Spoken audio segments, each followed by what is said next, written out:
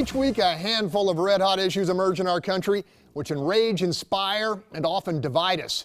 We call them bones of contention. A federal judge here in Houston has ruled that Harris County's bail system has been shafting poor criminal defendants for decades and must dramatically change. Turns out less than 10% of those facing often misdemeanor charges are released on PR bond, leaving the indigent to languish in jail at taxpayer expense until their case is eventually resolved. Panel, why did this take so long? Nyanza. It took so long because that's how long it took for them to find the right case to go before a federal judge.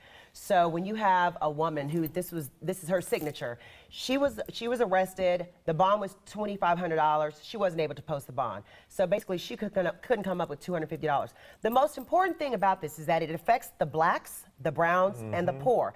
If you had a misdemeanor charge where if you were convicted, you were only going to have to serve 20 days, but it takes them 6 months to put you to trial, then that means you basically have a court order putting you in incarceration, which is unfair. This is finally a time, and it's unfortunate that Judge Rosenthal didn't make it come effective on May the 5th. Instead, it's May 15th, but at the same time, what's even more despicable is that Harris County is spending $2 million in taxpayer dollars on attorneys trying to fight what's fair. It's ridiculous. Instead of going ahead and doing what's right for the people of Harris County. Jessica. Yeah, this is part of a place where the right and the left usually can come together on some obvious criminal justice reform issues. And there's a big movement called Right on Crime that has been working on these types of things for a long time. And it started with some rehab programs and different veterans programs and different things with misdemeanor charges that could keep people out of jail that don't need to be in jail for some misdemeanor offenses. So this is a situation that has been percolating up in the county for a long time. And I think this is just one more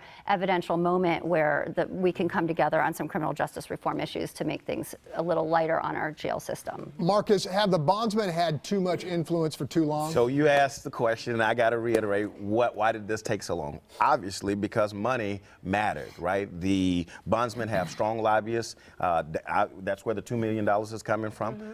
They have strong lobbyists down in the state of Texas. They get to make laws, they get to affect laws, and it makes a difference. Not just the bondsmen. We know that the prison business is business. And so those people who start on this path of a misdemeanor, they may ultimately end up in some other criminal activity, which means now they're funding the prison and industrial complex, which is being traded on the NASDAQ. That's why it took so long, because we're not interested in solving these problems. We're interested in putting heads in beds like they're hotels. Real quick, Steve. It's scary how right he is. It really is. I mean, I passed a bill in the 83rd legislative session that called for an overhaul of the criminal justice system. I sat on the Criminal Jurisprudence Committee and asked that we passed a bill demanding, and the governor signed it into law, demanding that Speaker Strauss overhaul the criminal jurisprudence system.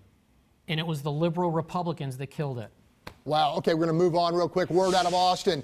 The Texas Senate has approved a pension reform bill for the city of Houston with two key elements. Number one, a vote by all the citizens, and number two, a trigger that would send new hires to 401k style benefits if the city gets in financial trouble. Jessica. This is a long way from where we have come in the past. This is a complete admission that there is a problem in our pension system. We need this bill to pass 2/3 in the House so the governor can sign it into law right away, and Mayor Turner can't try to slip in $1 billion bond between Sunny Die and September 1 on the backs of the taxpayers. So we need the support in the House, 2/3, so the governor can sign this bill and can go into effect right away. Bravo to Chairman Senator Joan Huffman and Senator Paul Betancourt for standing strong in the Texas Senate. Nyanza. So, you know, I don't normally agree with Jessica, but I kind of agree today. At the end of the day, it's always good when you give the people the right to vote.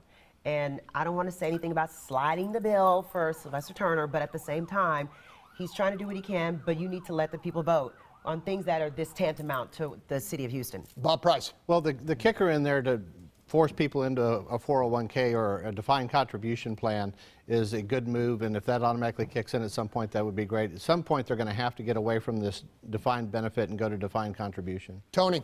401ks are a racket. This is another sign that we are in a right-to-work state of a bunch of union busters, because when my dad was when my dad was working for the railroad, he had a better insurance plan than we have now.